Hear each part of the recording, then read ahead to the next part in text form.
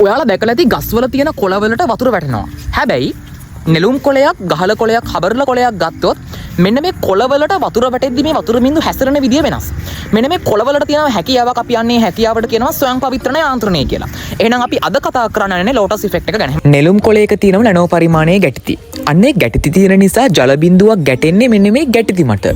ඒ නිසා මේ පෘෂ්ඨයේ ජල බින්දුවෙන් 0.0 ගාණක් තමයි ගැටෙන්නේ. ඒ වගේම ජල බින්දුවක් යම්කිසි පෘෂ්ඨයක් මත තැම්පත් වුණාට පස්සේ මේකේ තියෙන ස්පර්ශ කෝණය අංශක 90කට වඩා අඩු වුණොත් අපි කියනවා ජලකාමී අවස්ථාවක් කියලා. 90කට වඩා වැඩි වුණොත් අපි කියනවා ජල බීතික අවස්ථාවක් කියලා.